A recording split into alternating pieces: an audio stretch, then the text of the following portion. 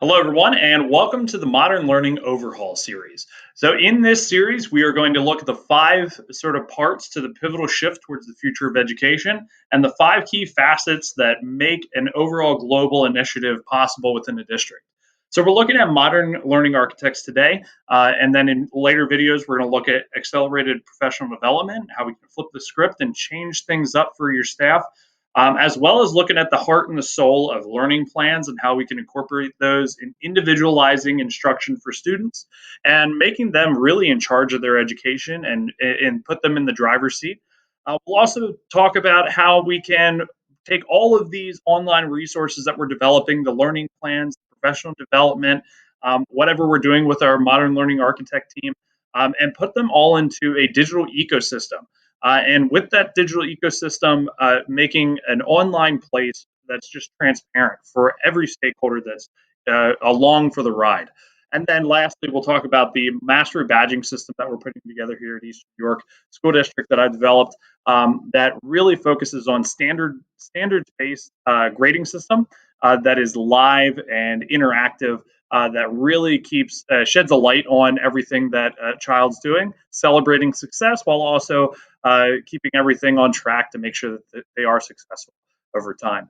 So we're going to take a look today at the modern learning architects and what this first part of the series is going to look like. So this breakout section is called Modern Learning Architecture. This is the first of 5 of these breakout sessions. So the Modern Learning Architects, these are your core group of people. These are your on-fire people that you want to have involved in the process that are going to really engage in these early professional learning opportunities for a district. And so I was part of this within my district about a year and a half ago to 2 years ago. And we started this. This is before the whole pandemic set in, before we were forced to go to a remote atmosphere, where we started talking about what does it look like to be in a modern learning atmosphere, not just an online classroom, not just remote classrooms, but what does it look for modern learning? Because we know that the future is changing. We don't know what jobs are going to be available for our students. So we need to be able to engage our students in a much different way than what's been done for the past 100 years.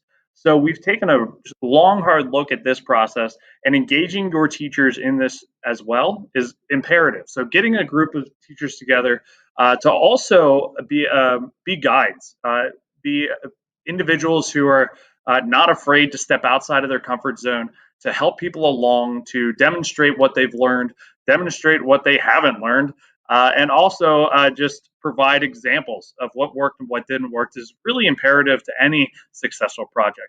So the modern learning architects are going to sort of guide the way through this entire process. So the purpose is to develop classrooms for other education or other educators to see the modern learning that's happening in action, because we want to be able to show teachers what the modern learning plans look like, or what classroom codes look like. What do they look like in practice? Because that's what everybody really wants, practical information that can be applied to their classroom right away. And so we're taking these individuals who are really on fire, ready to go, and they are then going to teach the teacher, or they are going to be the teacher that teaches the rest of the teachers. And then we are going to also provide input to the Digital Convergence Steering Committee that was formed. So we are trying to again collect all of these things that are going on in the district into one streamlined approach to a singular district initiative, which is bringing modern learning to fruition, bringing it to the forefront of everybody's minds and really getting us all on track and on the same page. And then provide opportunities for principals to participate in job embedded professional learning by observing new strategies to personalized learning at scale. We are trying to do this district wide.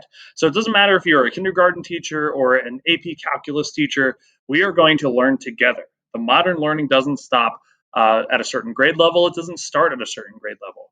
We can apply the same practices just in a different environment to anybody.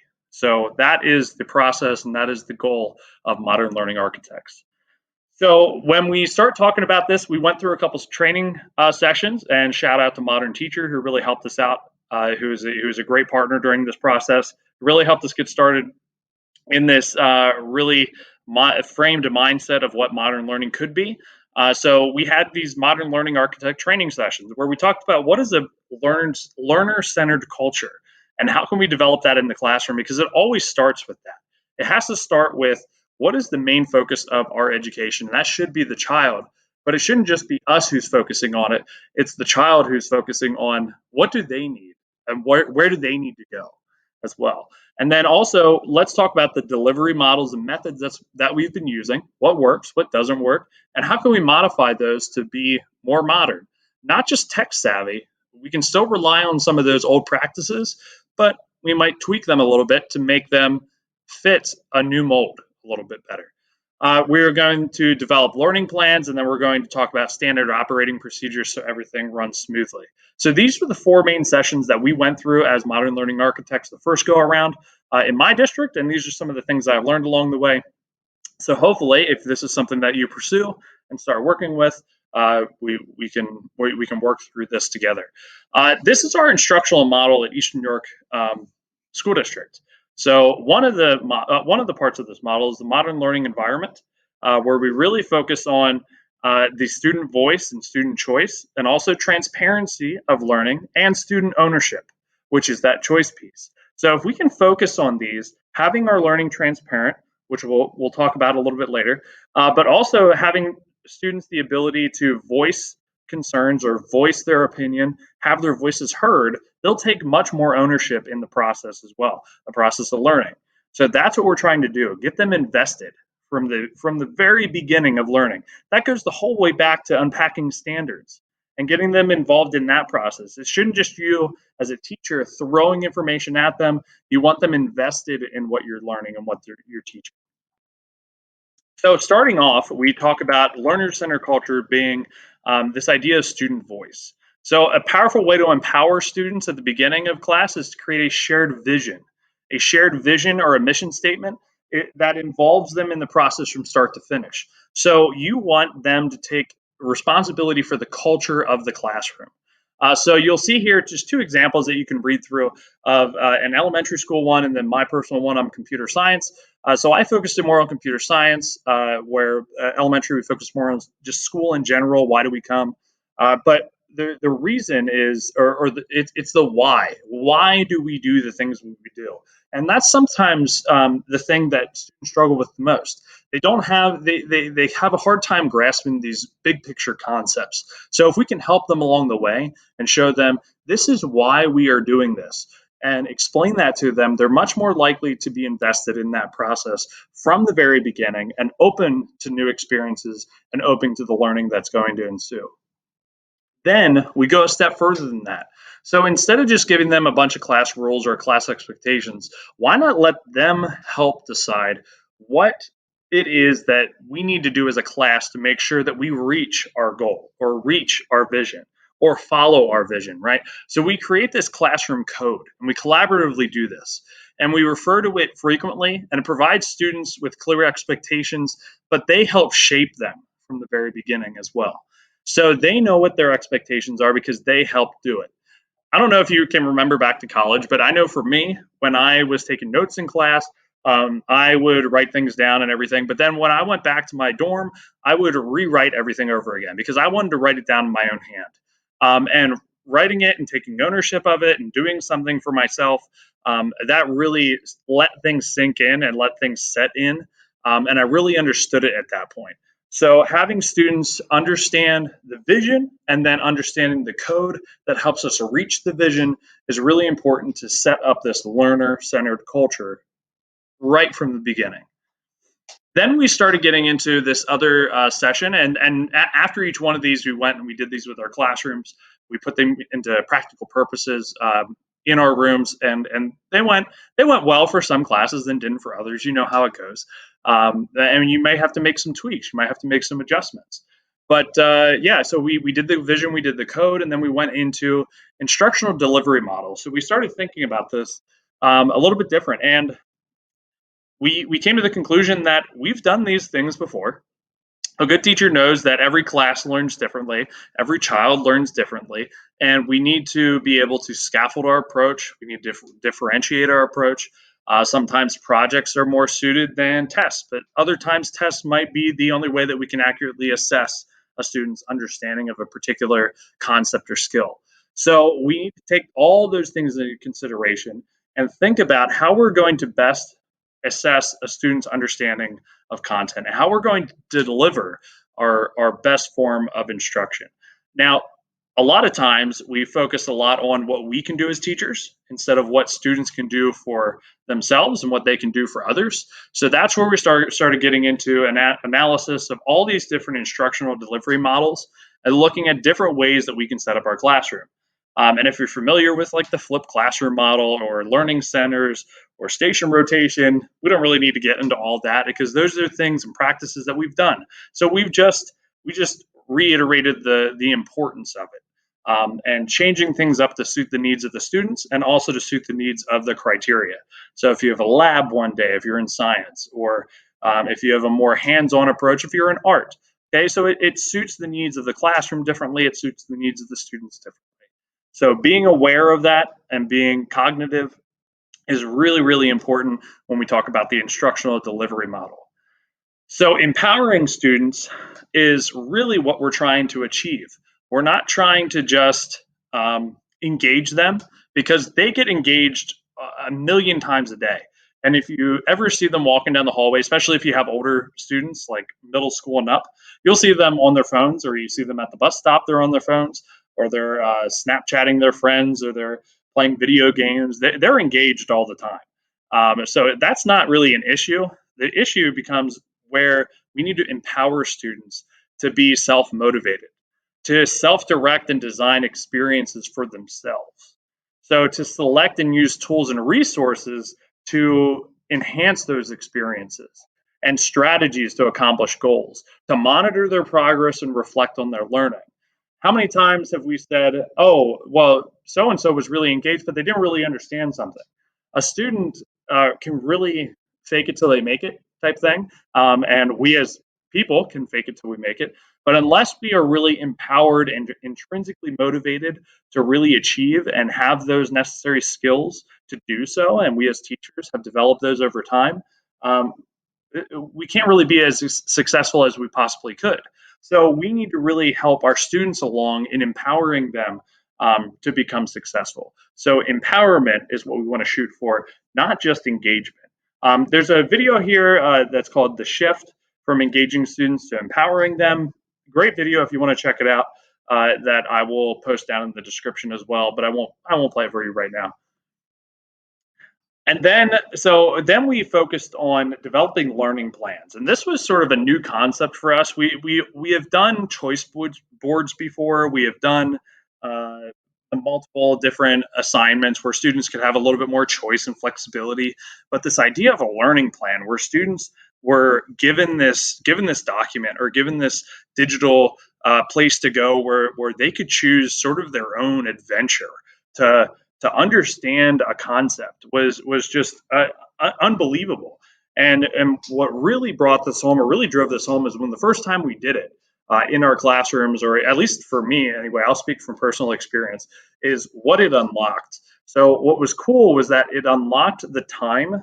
So first we talk about this piece of time. We're always constrained to time. We have 80 minutes during a class, or we have 60 minutes, or 45 minutes, depending on your school day. We're restricted to this time frame that we have to engage students on. And then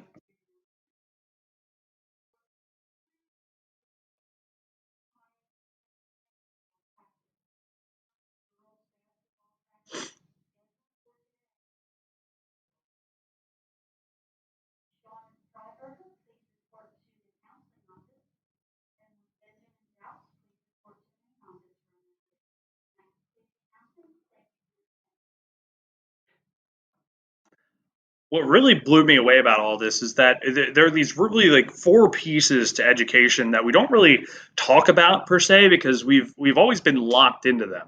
We've been locked into this idea of time, where we have time in the classroom with these 45 minutes or 30 minutes or 60 minutes, 80 minutes, whatever your class period is. We're locked into a path where students are progressing through at a logical pace, especially like in math and science. And then you have a pace that we have to follow with the rest of the class, because, well, that's just what we do. We can't have like 400 people ahead and 200 people behind and so on. And then the place, well, we're inside the classroom. Well, now what the learning plan does is unlocks almost all of these, if not all of them, if it's done correctly and done to the best of its ability. So now we can unlock the time frame. We're not constrained to the class time that we have in class. These are living, breathing documents that students have access to all the time. So they don't have to worry about, okay, well, now I don't have to worry about that it's not done during class. It's okay. I can speed up or I can slow down if I need more time on something. And we'll get to more of that when we get into actually talking about learning plans a little bit more. But I want to give you just a snapshot of what we actually talked about. Path. So when we start talking about the path that we're taking, students can divert on these paths. When we start achieving at different points, we start gaining momentum. And what often happens is when a student is trying to progress from line A to line B, like learning doesn't go from here to here. Learning goes like all over the place, right? And we've seen that picture before. But learning starts here and starts going up, and then it hits a roadblock, right? And if we have to backtrack a little bit, that's okay. But we still hit that roadblock. Well, now these learning plans that we have access to, okay, we hit that roadblock. Well, let's go work on this learning plan over here. Well, that progresses up here. Well, now we can backtrack to this one, and then we can go over to this one, and then up, and then they all converge, and then boom, learning happens. So the path doesn't matter. It doesn't matter as long as we are progressing forward. And then the pace is all individualized. Now it sounds like a lot, but there are some tools that help us out. Learning management systems help us. Online grading tools help us. And we'll talk more about that as we dive a little bit deeper throughout these series. And then the place. The place really, I could care less because a lot of these resources are online. Let's tap into the resources that are available. And the place doesn't matter as much because guess what? We aren't the only resource that's out there. Sorry to deflate any heads that are there. You are not the sole source of information. I am not the sole source of information. We have an infinite amount of knowledge that we just have to help our students get to. So let's help them get there. And then we take this and we start moving from an engaged model the whole way up to empowered. And we'll again, I'll focus on this here in a minute, but we're taking this shift. We're trying to move from traditional tasks, which are still important. So we still need to have labs. We still need to have direct instruction. We're not getting rid of those things. We're just building on them. And then we're trying to work our way up to learning plans. And this really helped me because I was freaking out at the beginning because I was like, wow, seems like a lot of work. And it is. Not going to sugarcoat it, but it's really worth it. So we start building these traditional tasks, and then we go into learning playlists, and then we talk about choice boards, and then we can get into learning plans. So let's first dive into traditional tasks. So here are all these different ideas that we have. We have discussions that we could have. We can have collaborative experiences. We celebrate success with students. So we have all of these things that we do with them, all of these ideas floating around in our heads all the time. We have great ideas. Now, we traditionally are the sole force of information or the sole source of information. We are the translator of stuff. There is stuff coming from the internet or the stuff coming that we are our knowledge base that we are trying to impart upon our students. So we get deadlocked as this middleman, which is okay. There is information that we want to present to our students in a way that we think is the best way to present it, a logical progression. But aren't there times that they can interact with that information without interacting with us and still learn, if not more, from directly interacting with it? Yes. Okay. Are there times that they can interact with one another and learn more? Yes. So we want to open up and unlock these opportunities for them. And learning plans help us do that. Choice boards help us do that. So these are all just pieces that we can incorporate. So the learning, so we have those traditional tasks. We then move into these learning playlists. And this was sort of the first step towards our remote learning that we had to sort of do on the fly because we had like 2 weeks where we were in limbo back in March. I know that it feels like forever ago, but yeah, the global pandemic sets in and we had to do something. So modern learning architects sort of set to work. We worked with administration. And we put together our learning playlist. So we had learning goals, vocabulary. We had asynchronous instruction. We had collaborative assignments online. We had live instruction via Google Meets for the synchronous activities. We had asynchronous assignments. So all of these things we were incorporating into our learning. We just did it remotely. And this is something that we can do rather simply. This is just looks almost like a lesson plan, right? So we just took our lesson plans, made some tweaks, and this is where we went with our online instruction with our students. So this is our remote learning playlist that we started using with our classes.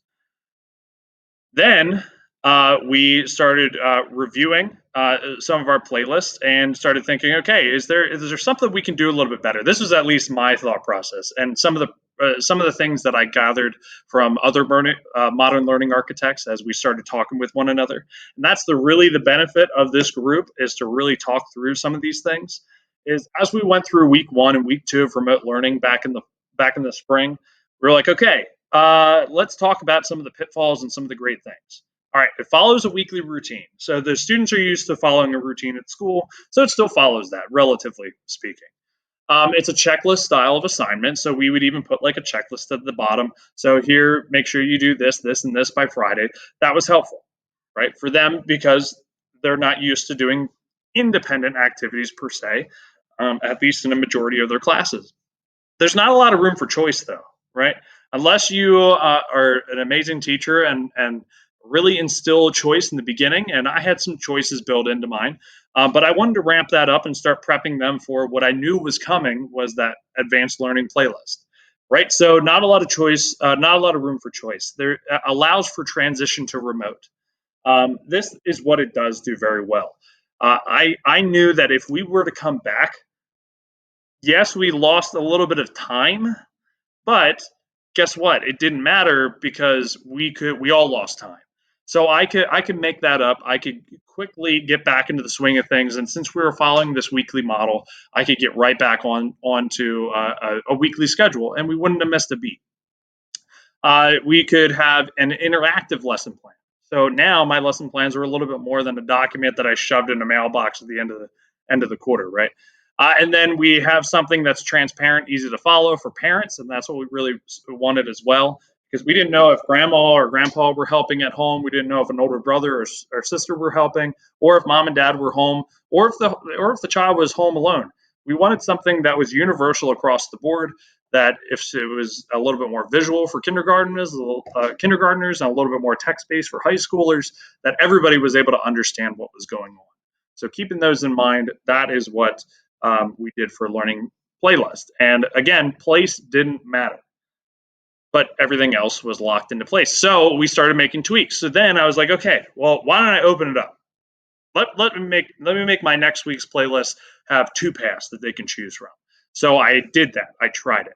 So here was my version 2.0 of my playlist, where I had a choice board, in sort of like a choice pathway, where I had pathway A and pathway B. They could choose. It accomplished somewhat of the same criteria, because I knew later on I would cover the other parts that they may have missed. So they were to pick one side and then do that side. So this opened up a pathway for them to choose, and then a place didn't matter again. But again, time was still locked in because I still had it on a weekly schedule, and pace was still locked in because of the weekly schedule. So then I was like, okay, let's forget about path and place altogether. Let's just open up a choice board altogether. And if you've used choice boards before, they're fun. They're crazy hard to grade at times, if you don't set them up as well. But this was a playlist plus a choice board, and I just did a tic tac toe example. So this was like version 3.0, and the kids really had a blast with this. They had to choose one from each column just to complete by the end of the week. It really gave them an opportunity to test their time management. So really, we could say that it unlocked the time, but it was still on a weekly time frame. They still had things due by Friday. And that was one thing that I do want to stress, is that you still need to have overall deadlines, or otherwise some students just will never get done anything. But we need to make sure that we're open and flexible. So then we get into learning plans, and I have a whole video that's going to be devoted to learning plans and talking about how they open up path, time, pace, and place. But here is just a snapshot of what our learning plans look like. This is just a template file. So there's just a teaser, a sneak peek of what the modern learning modern learning plan looks like. And the parts of the plan are simple. We learn something, we process something, and then we show something. So we wanted to organize resources on learning experiences for the students to grasp new concepts. This is not just we are setting them off online trying to or and hoping that they learn something. We are giving them directed information that they can choose from until they feel like they've learned it, and then they have somewhere to practice it. And that's where the process section comes in. We provide a variety of learning experiences for them to engage with the content. So we're not just learning something, we're also doing something with it. A hands-on approach or a virtual approach to the information that's being presented. And then this is the kicker. This is where it comes down to. We want them to show evidence of their learning. And this is the most important part because that's what we're trying to assess. Do they really understand something? Are they able to present that information? And again, when we get to when we get to learning plans and digesting all of that information, in that video, I will devote a lot of time to digesting and breaking down all of this information. But learn, process, and show, and it opens up so many doors and windows. And then the last session that we had as Modern Learning Architects before everything went haywire and everything shut down was what are SOPs, SOPs? These are standard operating procedures, which are just how-tos, rules that we should follow for specific instances, so students aren't stuck. So what are SOPs? They're fixed instructions or steps, like a flow chart or a list that gives students voice in how classes run, behavioral, procedural, or academic. So, like on the left here, we have our technology procedures. There's some problems here. What happens if something's wrong? Uh, Here are some solutions to try out. So, again, trying to instill some self-motivated practices here. Or some responsibility on the student, because if we can start doing that in little increments here and there, guess what? It's going to translate into the learning plans. It's going to translate into their education. Then on the right-hand side, you will see that this classroom had a procedural binder, how to use the computers. So a lot of, again, just standard operating procedures that help the flow of the classroom get underway. But then everything stopped because of one thing, the coronavirus. So in the next video, what we are going to talk about is the professional development that we ended up putting together very rapidly and very accelerated pace, that we trained the entire staff to move towards a modern learning model in a matter of 9 months since the onset of COVID-19, and how we've reacted to and been proactive towards ensuring that we have a positive future here at Eastern Europe. Not just a reactive approach, but being really proactive with our measures that we're taking with our professional development. So, in recap, with Modern Architects, we're selecting a highly motivated and eager team of educators to become change makers and innovators throughout the district. That's imperative. If you have a solid group of people that are willing to take that step, take that leap of faith, into this, it's going to be a really rewarding experience that you can fall back on those individuals to really help the process along. Recap is Modern Learning Architects are a good group of teachers who help aid in the transition towards modern learning throughout the district by providing model classroom and hands-on experience, because people want to see how it's done and how it's done in the classroom in the real world. And then training sessions should focus on building a student-centered and self-motivated culture. We're talking about the whole child here. We're not just talking about being successful on a test or doing a project. We're talking about really what's fundamentally important for students to understand is that they can be in charge of their education. They can take their learning into their own hands and be successful on their own terms. And then the goal is building learning plans to facilitate that individualized learning. So over the course of these next 5 videos, we're going to dive deeper into accelerated professional development, learning plans, digital ecosystems, and mastery badging. This is Josh Korb. Remember, check out my website, info.joshuakorb.com for more information, and stay tuned for the next video. Thanks for watching.